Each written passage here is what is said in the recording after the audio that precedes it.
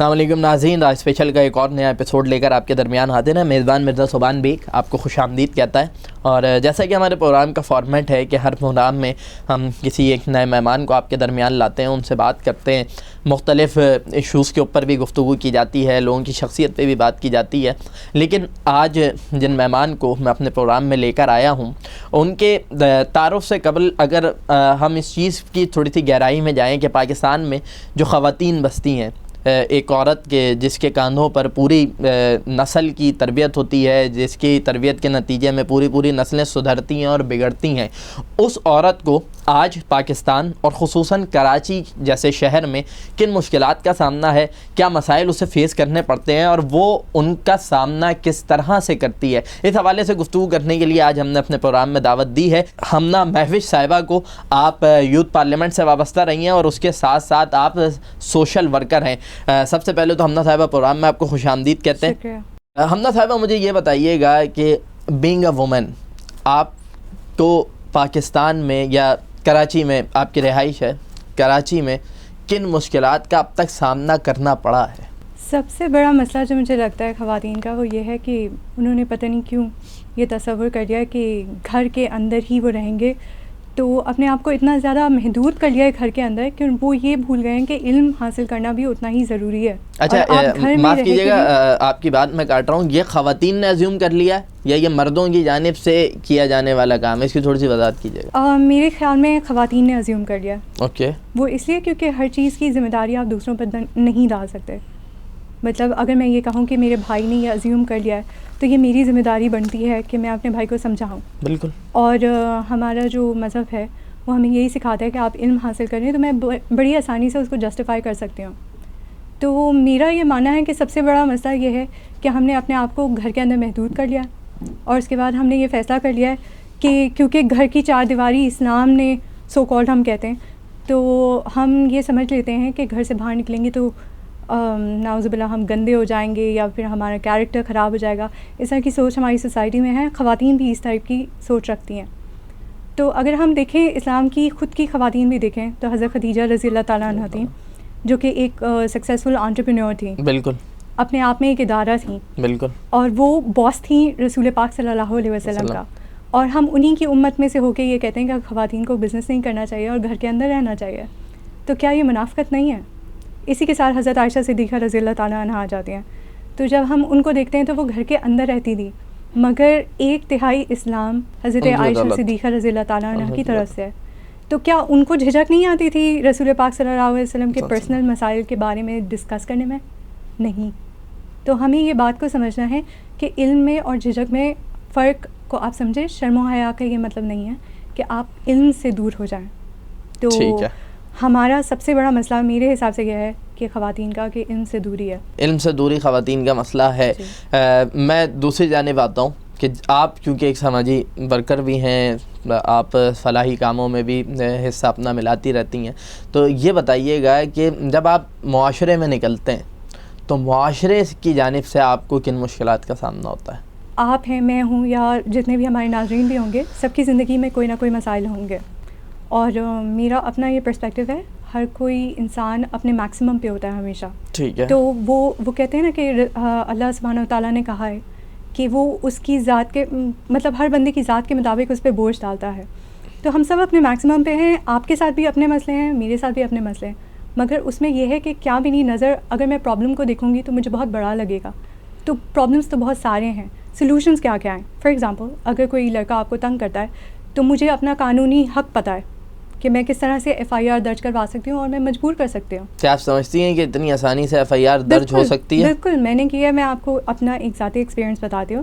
میری امی کے پاس ایک فون کال آتی تھی، تو کچھ فضول قسم کی گفتگو وہ شخص کرتا تھا، میری والدہ کافی پریشان ہوئی، تو میں نے اس شخص سے بات کی، حالانکہ میں خاتون ہوں تو آپ سوچیں گے بھائی لڑکی کو تو بالکل نہیں کرنی چاہیے، پر میں نے اس شخص سے بات کی اور میں نے کہا بھائی مت کرو، کیوں کر رہے ہو؟ کہتے نہیں میں تو کروں گا، مجھ سے یہ باتیں کرو اور وہ باتیں کرو۔ تو میں نے کہا کہ بھائی دیکھو تم سمجھ جاؤ ورنہ پھر میں پولیس کو کال کر دوں گی۔ اس کو شاید لگا ہوگا کہ یہ میں نے تفریح میں کہا ہے اسے۔ اس کی دوبارہ ایک دفعہ پھر کال آئی، جب کال آئی میں نے اس کا نمبر بلاک کیا، 15 پہ کال کیا اور ان کو اس کا نمبر بتایا اور کہا کہ یہ اس ٹائم پہ یہ کرتا ہے، میرے پاس کال ریکارڈز موجود ہیں اور کائنڈلی آپ اس کی کمپلین رجسٹر کریں اور مجھے یہ بتائیں میں فالو اپ کیسے کروں. میں نے اس کو چھوڑ نہیں دیا کہ میں نے کمپلین کر دی تو اب میں پولیس والے سے کیسے بات کروں. میں نے خود اس کا اپنا وہ مطلب اپنے آپ کو خود تحفظ دیا.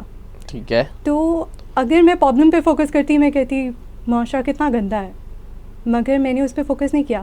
میں نے وہ ایک گندگی کو سسٹم سے نکال دیا. اب اس کے دل میں خوف ہے کہ پولیس اس کے نتیجے میں کوئی عمل درآمد ہوا, کوئی قانونی کارروائی کی گئی؟ بالکل. دیکھیں میں آپ کو یہ بتاتی ہوں کہ میں نے کیونکہ ان سے میں نے پولیس والے کا نام بھی پوچھ لیا. میں نے ان سے کہا کہ آپ مجھے کائنڈلی اپنا نام اور یہ بتا دیں آپ کی ڈیزگنیشن کیا ہے.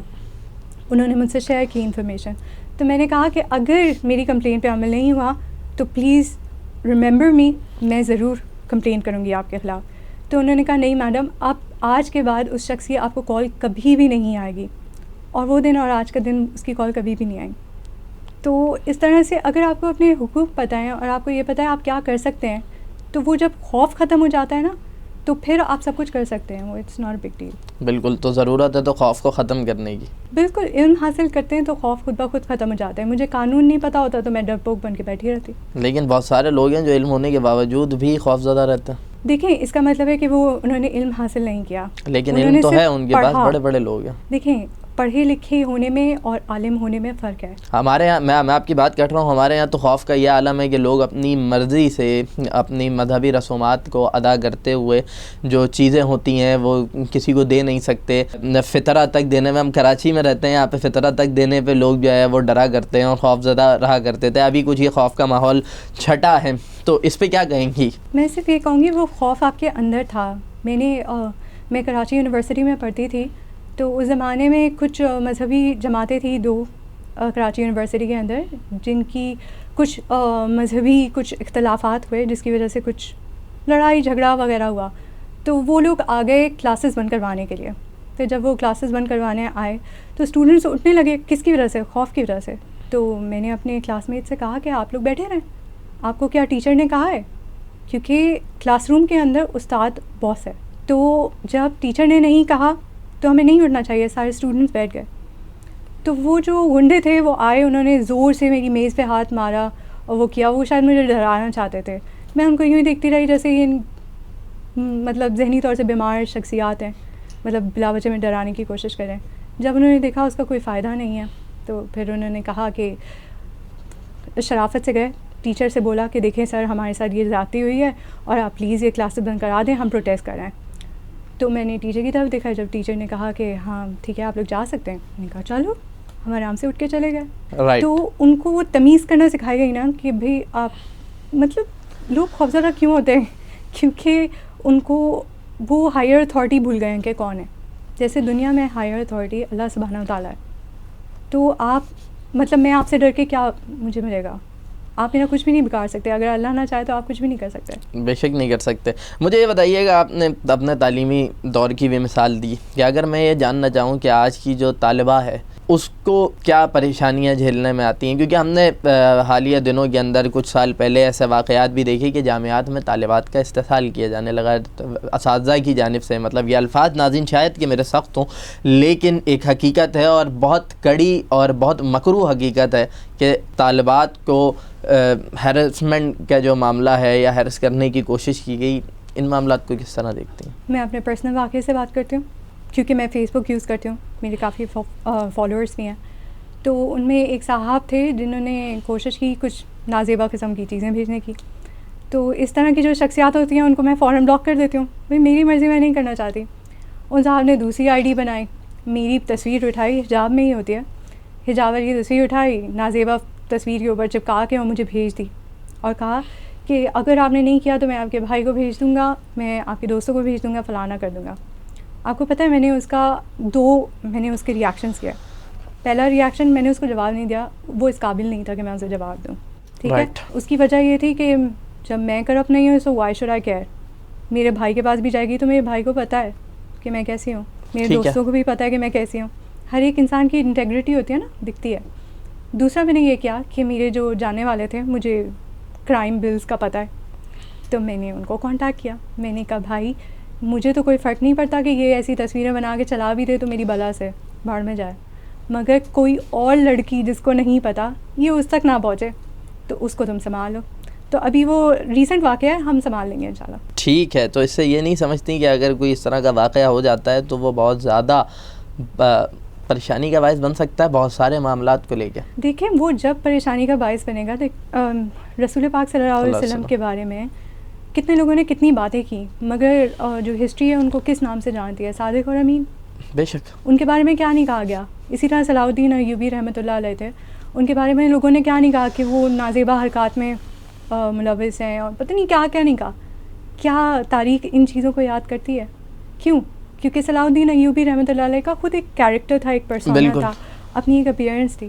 تو جب آپ کی وہ اسٹرینتھ اور وہ پازیٹیوٹی آتی ہے تو سامنے والا خود ہی سوچتا ہے یا کیا بکواس کر رہا ہے, کیا بکواس کر رہا ہے. جاتے جاتے پروگرام بالکل ہمارا وائنڈ اپ کرنا ہے ہمیں اور اختتام کی جانب ہے. کیمرہ میرا آپ کے لیے حاضر ہے کہ خواتین کو, خاص طور پہ پاکستان کی نوجوان لڑکیاں ہیں, انہیں کوئی پیغام دینا چاہیں. میں یہی کہنا چاہوں گی کہ دیکھیں آپ اپنے دل سے ڈر نکالیں, وہ اسی صورت میں ممکن ہے جتنا آپ علم حاصل کریں گے, جتنی آپ کو معلومات ہوں گی, آپ کے دل سے اتنا ڈر نکلتا جائے گا. اور جب آپ صحیح ہیں تو ڈرنا پلیز چھوڑ دیں, کیونکہ ڈرنا ان کو چاہیے جو غلط کریں. بالکل. تو اس لیے بس میں یہی کہوں گی کہ اگر آپ کو صحیح کرنے میں بھی مشکلات آ رہی ہیں تو یہ تو بڑی نعمت ہے, کیونکہ مشکلات آپ کو ہمیشہ ایک مقام سے دوسرے مقام پہ پہنچاتی ہیں. تو اللہ تعالیٰ کو جب بھی آپ کی اپ گریڈیشن کرنی ہوتی ہے تو کہتے ہیں نا, کنویں سے پہلے دریا میں ڈالتا ہے, پھر دریا سے سمندر میں ڈال دیتا ہے. تو اسی طرح سے پھر آپ آگے سے آگے بڑھتے چلے جاتے ہیں. تو آپ رسول پاک صلی اللہ علیہ وسلم کی زندگی کو بھی دیکھیں کہ پہلے ایک چھوٹی جگہ سے اسٹارٹ کیا, مکہ تک تھی اپوزیشن, پھر مدینہ تک گئی, پھر سلطنت کی صورت میں مطلب ایک پورا علاقہ آپ کے انڈر میں آیا. تو ایسا ایسا کر کے بڑھتا گیا. تو کیا کسی کو وہ مشکلات یاد ہیں؟ بہت کم لوگوں کو. وہ ہماری انڈرسٹینڈنگ کے لیے سیو کیا گیا ہے. مگر جو آج ان کا سکسیس ہے 1.6 بلین مسلم, وہ کیا ہے؟ تقریباً 2 ارب انسان کہ جنہوں نے آپ کو دیکھا بھی نہیں ہے اور صرف سنا ہی سنا ہے, اور 1400 سال گزر چکے ہیں, وہ آپ کے نام مبارک پہ اپنی جانیں تک نچھاور کرنے کو ہر دم تیار رہتے ہیں. بہت شکریہ ہمنا مہوش صاحبہ ہمارے پروگرام میں آنے کے لیے اور ہمارے ناظرین سے گفتگو کرنے کے لیے. ناظرین, یہاں پروگرام کا وقت اپنے اختتام کو پہنچتا ہے. پھر کسی نئے مہمان کے ساتھ حاضر ہوں گے, تب تک اپنا بہت خیال رکھیے گا. اللہ نگہبان.